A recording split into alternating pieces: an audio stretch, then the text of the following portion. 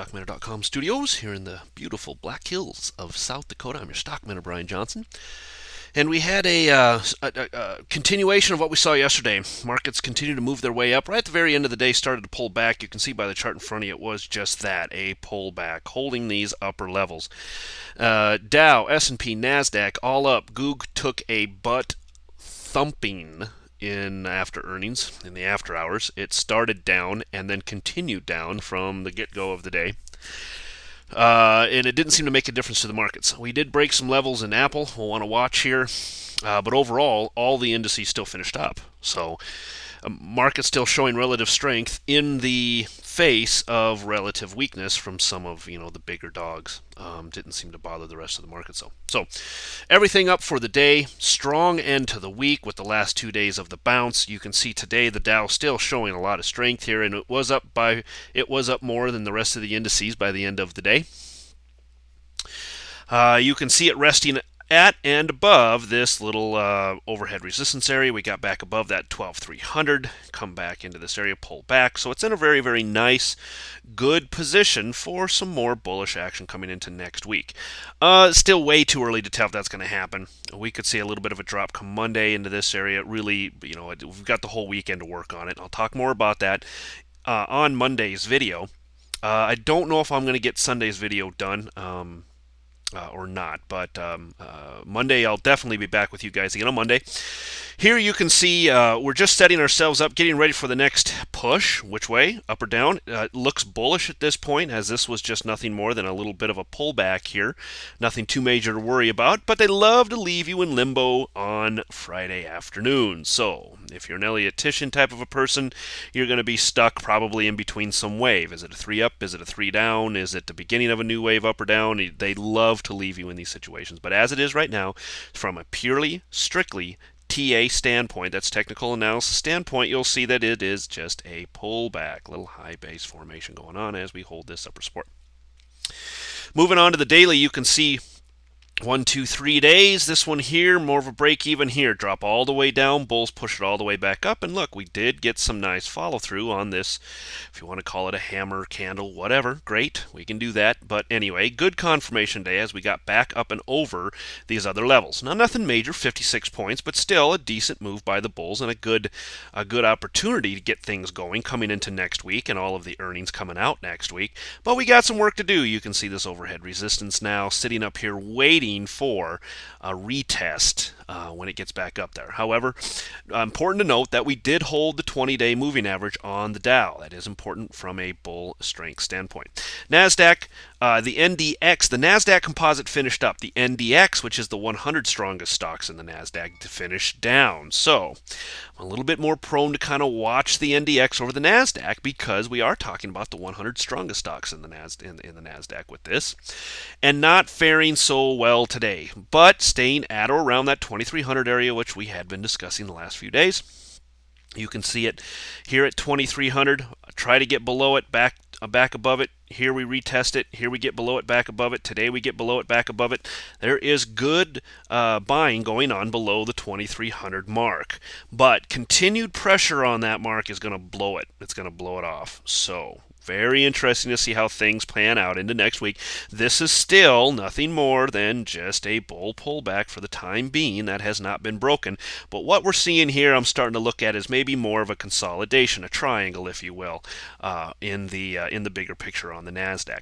Any breaks that hold below this level, you're looking at 2270, 2280-ish or so on your radar. NASDAQ weekly as well, holding at and around this 20-week moving average.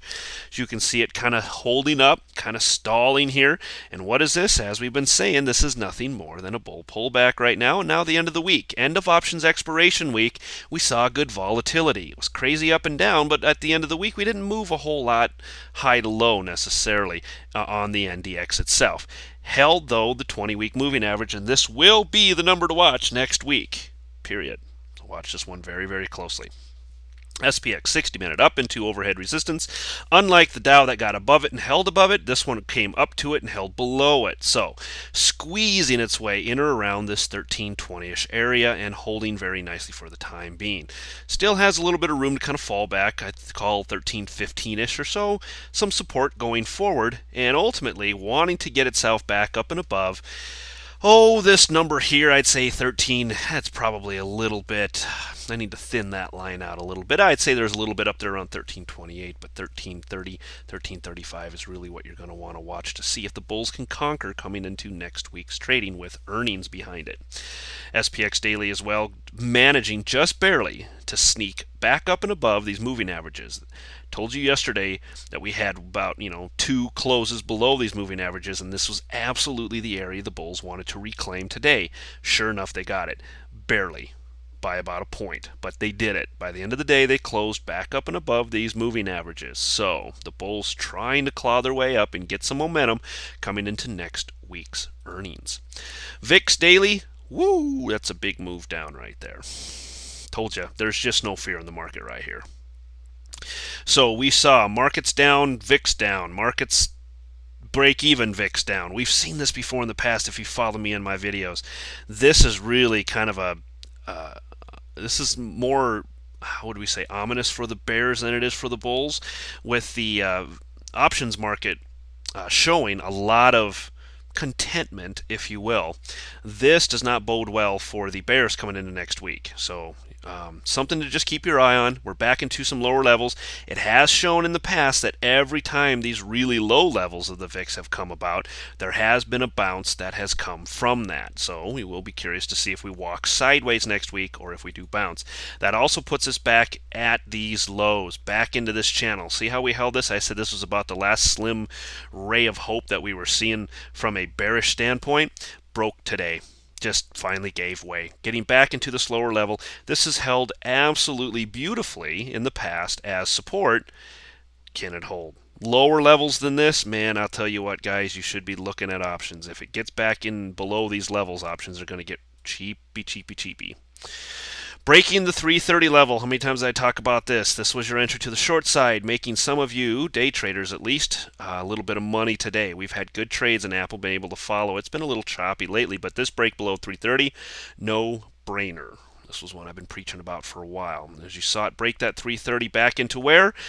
Yeah, lower support. So you can see, if you know how to draw your lines, where to draw your lines, that it can be very advantageous to you from a support standpoint. We literally could have taken that break below 330 today and made every last penny of it as it came right down into the slower support area. If you know where to draw your lines, why you're drawing your lines, where you're drawing them, and then giving yourself a plan to trade. Trade the plan. Plan the trade, trade the plan. You've probably heard that before, but it is important to have that. And it's more important to know in creating a plan why you're creating the plan the way you are. That's where most people get stuck. They'll say, yeah, I need a plan. Where do I start? Well, that's where you need the education. Very important to have that. Then you can set up your own plan and really give yourself a good base to attack. Look how well it held this upper level right here. This was a beautiful trade if you were long. And then on the way down, if you want to take a spec short, this was a perfect place to do it. I didn't call a spec short up here, but still would have been, kind of a logical place, and well, for my trading, to do so right at this level. And this would have played all the way back down into this lower support area. These lines work for a reason, guys. They're not just magic lines. They do work for a reason. Get an education. I'm serious. Talk to me about the mentoring. So very important. Apple Weekly also breaking and closing now twice below the 20-week moving average. It does not have a lot of wiggle room here. Apple needs some help. Maybe earnings do it, but I'm telling you, don't gamble on it. I'm just going to tell you flat up, going into next week, I wouldn't gamble on it. If you want to play it up and down until earnings, great. It's not unlike Apple to maybe, now that it's been down for a few weeks in a row, it wouldn't surprise me to see Apple kind of move up into earnings. But once earnings is about to be reported, you're just gambling if you hold overnight when earnings come out, hoping it'll go up or down one way or the other. Because this thing is just poised right now for some kind of bad. A drop down into this area would be very plausible on any kind of... It could be good or bad news coming out for Apple on earnings, but any drop would... I think this is your target down here around 300 to 310. FAS, same thing. Big gap down yesterday and then climbed its way up, only to do what? Gap up into resistance today and then wander sideways. These, as I've said a million times before, they don't give you a lot of trading. Not lately. We see a couple of really good opportunities for day trades here and there, and then they just wander sideways for a while. FAZ did the exact same thing. Gap up a couple days ago, run down, and then move sideways all day long, leaving us with this on the daily, and that is an anything candle right here. Now, we are above the moving averages. I like that from a bull standpoint, but we haven't seen this do very well when it comes to holding above these areas. So I'm still going to call, 43 or so to the long side, and then short side, you got to wait till it gets at least below those moving averages before you start looking at shorts on the FAZ. This is just another time to sit around and wait. Hurry up and wait type of a moment. Okay, that'll do it for the Friday video. For the week, the Bulls did pretty well. The Bears did pretty well. From the subscriber side, guys, we did really well this week. We got another entry long in gold. We made good money on our first attempt on gold. We're still in and making good money on our second attempt on gold from this week. Oil did not give me an entry yet, so we're watching that one into next week for another entry. IAG was one that I was watching this week, and that one, let's see, that one pulled us, 14% or something like that by the time it was all said and done.